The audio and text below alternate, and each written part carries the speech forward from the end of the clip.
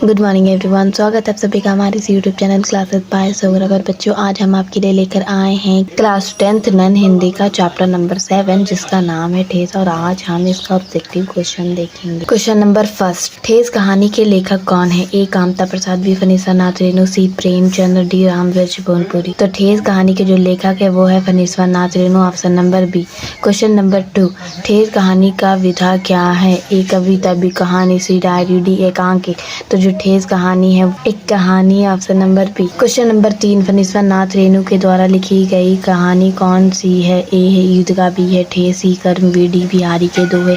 तो फनीसा नाथ रेणु के द्वारा जो कहानी लिखी गई है वो है ठेस, option number B. Question number 4, ठेस कहानी का मुख्य पात्र कौन है? ए मानू दीदी, बी सृजन, सी लेखक की माँ, डी मंडली भाभी। तो ठेस कहानी के जो मुख्य पात्र है वो है Srijan, option number B. Question number 5, गाँव के लोग सृजन को क्या समझते थे? ए चतुर, बी बेकार या कामचोर, सी डाकू, डी नेता। तो गांव के जो लोग थे सृजन को बेकार और कामचोर समझते थे, option number B. Question number 6, Srijan जाति का क्या था? ए वैश्य, बी ब्राह्मण, सी कारीगर, बुनकर, डी राजपूत। तो जो सृजन था वो कारीगर था और बुनकर था, option number B. Question number 7, Srijan को लोग कैसा समझते थे? ए स्वाभिमानी, बी सुस्त, सी चटोर, डी उपयुक्त सभी। तो सृजन को जो लोग थे वो चटोर समझते थे, option number C. Question number 8, Manu कौन थी? ए लेखक की बहन, बी लेखक की चाची, सी लेखक की माँ, डी सृजन की बेटी। जो मानू थी वो लेखक की बहन थी, option number A. Question number 9, मानू के ब्याह में विदाई के समय क्या क्या चीज़ें दी जा रही थी? तो ए है शीतल पाटी और चिक, बी सोने के गहने, सी गाड़ी और घोड़े, डी केवल कपड़े। तो मानू के ब्याह की विदाई के समय शीतल पट्टी और चिक दी जा रही थी, option number A. Question number 10, सृजन को काम करने के बदले में लोग क्या देते थे? ए मोटी रकम, बी पेट भर भात और कुछ खाने की चीज़ें, सी नए कपड़े, डी जमीन का टुकड़ा। तो सृजन को काम करने के बदले पेट भर भात और कुछ खाने के लिए मिलता था, option number B. Question number 11, Srijan को किसने दुत्कार या कटु वचन कहे थे? ए मानू ने, बी लेखक की चाची और मंडली भाभी ने, सी गांव के मुखिया ने, डी लेखक ने। तो सृजन को किसने दुत्कार या कटु वचन दिए थे? तो लेखक की चाची और मंडली भाभी ने, option number B. Question number 12, Srijan station पर मानू को क्या देने आया था? ए मिठाइयाँ, बी पैसे, सी शीतल पट्टी और चिक और कुशासन, डी नए कपड़े। तो स्टेशन पर शीतल पट्टी, चिक और कुशासन देने आया था, option number C. Question number 13, ठेस कहानी किस अंचल की लोक संस्कृति को दर्शाता है? ए भोजपुर, सी मगध, सी मिथिलांचल, डी अंग। तो ठेस कहानी जो है मिथिलांचल की लोक संस्कृति को वर्णन करती है, दर्शाता है, option number C. Question number 14, किसे कामचोर और मुफ्तखोर समझा जाता था लेकिन वह सच्चा कलाकार था? ए लेखक को, बी सृजन को, सी मानू के पति को, डी पंचानन चौधरी को। तो जो कामचोर और मुफ्तखोर सृजन को समझा जाता था और वह सच्चा कलाकार था, option number B. Question number 15, Srijan को खकोरन के साथ क्या खाना पसंद था? ए चूड़ा, बी मूढ़ी, सी भात, डी सत्तू। तो जो सृजन को खकोरन के साथ, घी के खकोरन के साथ चूड़ा खाना पसंद था, option number A. Question number 16, मंडली भाभी सृजन के सूप में क्या फेंक कर चली गई थी? ए पैसे, बी बूंदिया, सी सत्तू, डी चावल। तो मंडली भाभी जो थी सृजन के सूप में बूंदिया फेंक कर चली गई थी, option number B. Question number 17, train पर बैठकर मानू क्या देख कर रोने लगी थी? ए माँ, अपनी माँ की याद में, बी सृजन द्वारा लाई गई सुंदर शीतल पाटी और चिक देखकर, सी अपने ससुराल जाने के डर से, और डी समाज खो जाने के कारण। तो जो ट्रेन पर मानू रोने लगी थी सृजन द्वारा लाई गई सुंदर शीतल पाटी और चिक को देखकर, option number B. Question number 18, साफ और चिकनी घास की चितियों से क्या बनाया जाता है? ए चटाई, बी शीतल पाटी और चिक, सी बोरी, डी रस्सी। तो साफ और चिकनी घास की चितियों से शीतल पट्टी और चिक बनाए जाते हैं, option number B. Question number 19, ठेस कहानी में सृजन की किस विशेषता को उभारा गया है? ए उसकी चालाकी, बी उसका कलाकार मन और स्वाभिमान, सी उसकी गरीबी और डी उसका गुस्सा। तो ठेस कहानी में सृजन की विशेषता उसके कलाकार और मन और स्वाभिमान का वर्णन किया गया है, उभारा गया है, option number B. Question number 21, ठेस शब्द का सही अर्थ क्या है? ए आघात या चोट लगना, बी खुश होना, सी दौड़ना या डी गिरना। तो ठेस शब्द का अर्थ होता है चोट लगना या आघात, option number A. Question number 22, स्वाभिमान शब्द में कौन सा उपसर्ग है? उपसर्ग जो आगे लगता है, तो ऑप्शन नंबर ए में है सा, बी में आधा सा व स्वा, फिर सी में सु, डी में श्वा। तो जो स्वाभिमान शब्द का उपसर्ग है वो होगा स्वा। 23, कारीगर शब्द में कौन सा प्रत्यय है? तो ए है गर, बी है रा, सी है अर, डी है ईगर। तो कारीगर में प्रत्यय जो होता है वो लास्ट में लगता है। तो जो कारीगर में गर जुट रहा है, कारी में गर जुट रहा है, तो इसमें ऑप्शन नंबर ए होगा गर। क्वेश्चन नंबर 24, मुंह लटकाना मुहावरे का सही अर्थ क्या है? ए उदास होना, बी गुस्सा होना, सी सो जाना, डी हंसना। तो मुंह लटकाना मुहावरे का जो अर्थ होता है वो होता है उदास होना, option number A.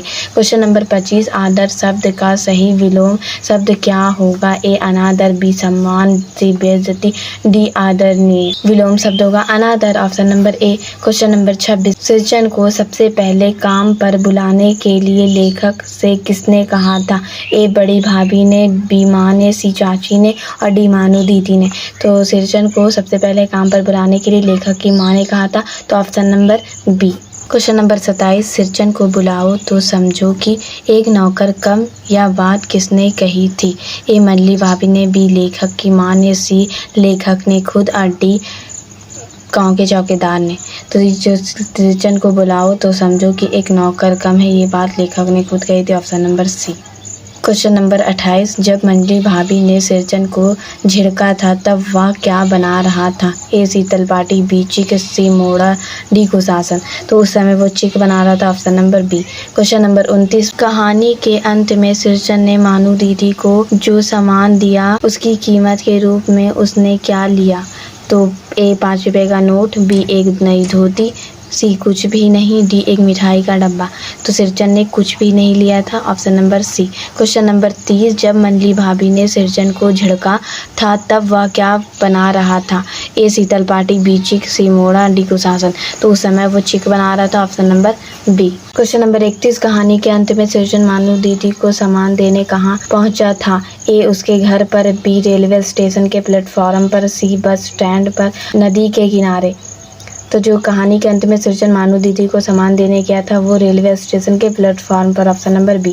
Question number 32, ठेस कहानी का मुख्य विषय क्या है? ए स्वाभिमान, बी विज्ञान, सी राजनीति, डी व्यापार। तो ठेस कहानी का मुख्य विषय जो था वो था स्वाभिमान, option number A.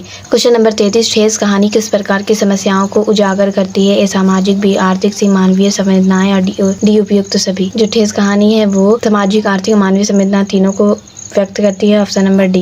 Question number 34, ठेस कहानी का प्रमुख भाव क्या है? ए हास्य, बी करुणा और स्वाभिमान, डी वीर रस और सी है अद्भुत रस। तो जो ठेस कहानी है उसका प्रमुख भाव है करुणा और स्वाभिमान, option number B. Question number 35, Srijan किस काम में निपुण था? ए चिक बनाने में, बी गाड़ी बनाने में, सी घर बनाने में। तो जो सृजन था वो चिक बनाने में माहिर था, निपुण था, option number A. Question number 36, सृजन का सबसे बड़ा गुण क्या था? ए लालच, बी स्वाभिमान, सी आलस और डी चतुराई। तो सृजन का सबसे बड़ा जो गुण था वो था स्वाभिमान, option number B. Question number 37, ठेस कहानी का परिवेश कैसा है?